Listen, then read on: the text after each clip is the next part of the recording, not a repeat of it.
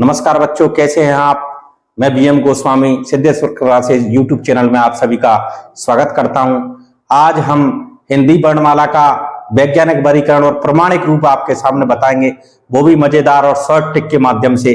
देखिए किस प्रकार शॉर्ट ट्रिक के माध्यम से हम इनको अच्छी तरह इनके उच्चारण स्थान और उद्गम स्थलों को पहचान सकते हैं। देखिए सबसे पहले हिंदी वर्णमाला में आपके जो विभिन्न प्रतियोगी परीक्षाओं में जो प्रश्न पूछे जाते हैं वो इस प्रकार उठ के आते हैं। हिंदी वर्णमाला में कुल वर्ण कितने होते हैं, तो इसका आंसर 52 है। मूल स्वर के बारे में अगर आपसे पूछे तो इसका उत्तर होता है 11 यानी 11। मूल व्यंजन 33 और मूल वर्ण दोनों को मिलाकर के कुल 44 हो जाते हैं। हिंदी वर्णमाला में इस प्रकार से स्वर और व्यंजनों का वर्गीकरण आपके सामने निकल के आएगा। स्वरों के दो भेद बताए गए, एक तो अश्व स्वर, दीर्घ स्वर। इनको लघु स्वर भी कहते हैं और इनको गुरु भी कहा जाता है। अश्व स्वर में आपके सामने ए, ई, उ और ऋषि ये 4 आते हैं। दीर्घ स्वर में आपके सामने बाकी के इसमें आ जाते हैं आ, बड़ी ई, बड़ा ऊ, एड़ी, ए, ओ और औ। इस प्रकार इसमें 7 आ जाते हैं। मूल स्वर 7, 4, 11 उसमें दिखाए गए हैं। इसके बाद व्यंजन का वर्गीकरण इस प्रकार से आपके सामने है। स्पर्श व्यंजन 25 होते हैं। 25 स्पर्श व्यंजन इन 5 वर्गों में वर्गीकृत हैं। के, चे, टे, ते, पे। अगर इसको याद करें तो कचट तप के नाम से भी इसको आप याद कर सकते हैं। के का मतलब है इसका पूरा वर्ग इसमें आ जाता है। के, खे, गे, घे, इणे तक। इसी प्रकार इसका पूरा वर्ग इसमें आ जाएगा। इसी प्रकार इसका पूरा वर्ग टे वर्ग इसमें आ जाएगा, ते वर्ग इसमें आ जाएगा, पे वर्ग इसमें आ जाएगा। और ये 25 स्पर्श व्यंजन आपके सामने होते हैं। अंत्यस्थ व्यंजन 4 होते हैं। ये, रे, ले, बे। ये और रे को अर्ध स्वर के नाम से भी जाना जाता है। ऊस व्यंजन भी 4 होते हैं। इनका इस प्रकार से वर्णन है। से, है। संयुक्त व्यंजन की बात करें तो 4 संयुक्त व्यंजन दिखाए गए हैं। छ, त्रे, गे और श्रे। अगर इनकी बात करें तो इसमें आगे का जो वर्ण होता है वो आधा होता है और पीछे वाला वर्ण पूरा होता है। जिस प्रकार से आप यहां देख सकते हो, क्षत्रिय का वर्गीकरण कै और से। कै प्लस से। त्रिशूल का आप देख सकते हो ते प्लस रे। ज्ञानी का आप देख सकते हो जय प्लस एने। और श्री का आप देख सकते हो से प्लस रे। एक और नया ये चलता है, ये विद्यालय शब्द में आपने देखा गया है। इसमें 2 प्रकार से ये होता है, दे और ये।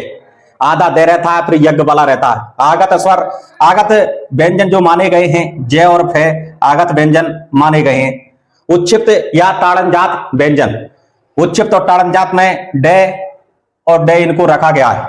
इसमें केवल इतना सा ही अंतर है, इनके नीचे बिंदी लग रही है नीचे वाली डे और डे में। आयोग वाह, इसमें अंग और 2 बिंदी है को माना गया, जिसको अनुसार भी बोलते हैं, इसको विसर्ग भी कहा जाता है। आगे हम देखते हैं ट्रिकों के माध्यम से कि किस प्रकार से इनके उच्चारण स्थान है। अगर अंग्रेजी की ट्रिक आपको अच्छी लगे तो आप अंग्रेजी की ट्रिक के माध्यम से याद कर सकते हो। KTM 2 नकट के 2, KTM 2 नकट के 2। और हिंदी के माध्यम से आपको यह संस्कृत वाली ट्रिक अच्छी लगे तो आप इसके माध्यम से भी कर सकते हो। आहा कवि कंठ है, यच यस तालु, रट ऋषि मूर्धा, तुलसी दंत है, उप ओंठ है, नासिक है, कंठ तालु, कंठ ओष्ठ, दंत ओष्ठ। इसके माध्यम से भी आप कर सकते हो। देखिए अंग्रेजी की ट्रिक आपके सामने है। KTM 2 नकट के 2। इसके माध्यम से के यानी कंठ से, टी यानी कि तालु से, के का मतलब कंठ से, टी तालु से, एम मूर्धा से, डी दंत से, ओ ओंठ से, एन नासिक से, केटी कंठ तालु से, के ओ कंठोष्ठ से और डी ओ दंतोष्ठ से इनका उच्चारण या उद्गम स्थल है। आप देख सकते हो। इसको किस प्रकार से याद रखोगे, देखो ए और हा, यानी इसका मतलब है दोनों ए और आ इसमें आ जाएंगे। है हलवाला इसमें आ जाएगा। इसके बाद के का मतलब है के वर्ग आ जाएगा पूरा, जिसको के खे गे घे, के खे गे घे इन्हें बोलते हैं। और इसके बाद इसमें बी यानी विसर्ग आ जाएगा। विसर्ग की इस प्रकार से आप इसका कर सकते हो। तालु में आप अगर इसका करेंगे, ई का मतलब है दोनों ई इसमें आ जाएंगे। आगे आप देखो चे का मतलब है चे पूरा वर्ग आ जाएगा। चे, छे, जे, झे इन्हें इसमें आ जाएगा। और इसके बाद ये और से इसमें दोनों आ जाएंगे। इस प्रकार से आप याद रख सकते हो। मूर्धा में देखिए रट ऋषि मूर्धा, रे का मतलब ऋषि, टे का मतलब पूरा, टे वर्ग, टे ठे डे ढे और इण। इसके माध्यम से आप आगे चलो, ऋषि इसमें आ जाएगा और इसके बाद से षटकोण वाला इसमें देखने को मिलेगा आपको। तुलसी दंत में पूरा ते वर्ग आ जाएगा, ते थे दे धे ने, और इसके बाद ले ले और से।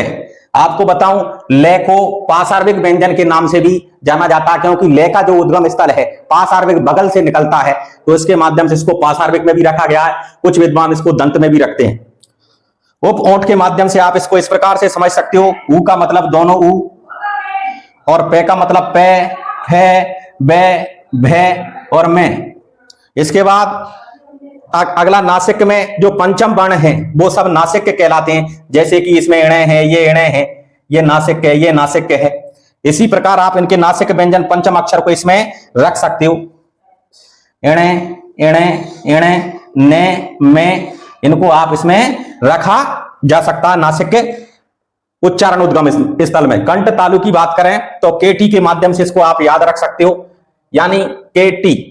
यहां पर के का मतलब है कंठ तालु से, यानी एड़ी और ये ऐनक दोनों इसमें आ जाएंगे। कंठ ओष्ठ से ओ और ओ इसमें आ जाएंगे, और इसके बाद दंत ओष्ठ की बात करें तो इसमें ये आ जाएंगे। इनको याद करने की अंग्रेजी के माध्यम से ट्रिक है, KTM 2 नकट को 2, KTM 2 नकट के 2।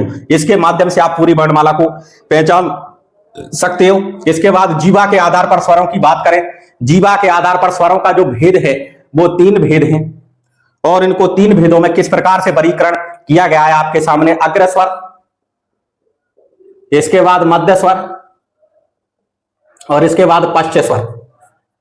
इसको याद करने की ट्रिक है, अग्र स्वर, मध्य स्वर और पश्च स्वर को किस तरीके से आप याद कर सकते हो। एक शब्द आपको याद करना है और वो है अग्रिय। अग्रिय के माध्यम से आप इसको याद कर सकते हो। इसमें छोटी मात्रा, छोटी ई की लगी हुई है, तो इसका मतलब अग्र में ये दोनों ई आ जाएंगी, और ए यहां पर लास्ट में है तो इसके माध्यम से ये दोनों ए इसमें आ जाएंगे। इस प्रकार अग्र स्वर में आएंगे आपके 4। मध्य स्वर की बात करें तो ए अकेला मध्य स्वर में आता है, और बाकी के जो पश्च स्वर में आ जाते हैं। इसको आप पश्च स्वर में इस प्रकार से डाल सकते हो, आ, उ, ओ और ओ। ऋषि का वर्गीकरण जिह्वा के आधार के स्वरों में बहुत सारे विद्वानों ने नहीं किया है। मुख आकृति के आधार पर स्वरों के 4 प्रकार, 4 भेद यहां पर दे रखे हैं, तो आप इनको किस प्रकार से याद कर सकते हो, क्या तरीका है। देखिए, समृत, समृत स्वर, अर्ध समृत स्वर, इसके बाद है बीभ्रत स्वर, और इसके बाद है अर्ध बीभ्रत स्वर। इनको शानदार तरीके से याद करने के लिए आप 4 प्रकार से जो वर्गीकरण है उसमें आपको केवल 2 शब्द याद रखने हैं।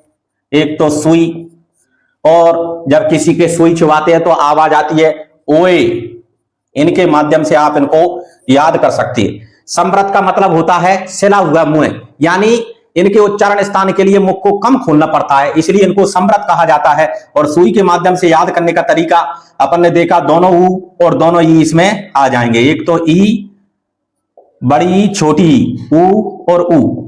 इसके बाद अर्ध समृत स्वर की बात करें तो ओ से इसको याद रखेंगे, और इसमें ए और ऊ आ जाएंगे। बीभ्रत स्वर में केवल आ आता है, और बाकी के अर्ध बीभ्रत स्वर में आपके इस प्रकार से चले जाएंगे। यहां पर आप देख सकते हो, एक तो ये वृद्धि संधि में जो आते हैं वो दोनों अर्ध बीभ्रत स्वर में बचे हुए हैं, यानी डबल मात्राओं वाले केवल इसमें अर्ध बीभ्रत स्वर में बचे हुए हैं। स्वर तंत्रियों के आधार पर कई बार प्रश्न पूछा जाता है कि स्वर तंत्रियों के आधार पर और कंपन के आधार पर वास्तव में वर्णों के कितने भेद हैं।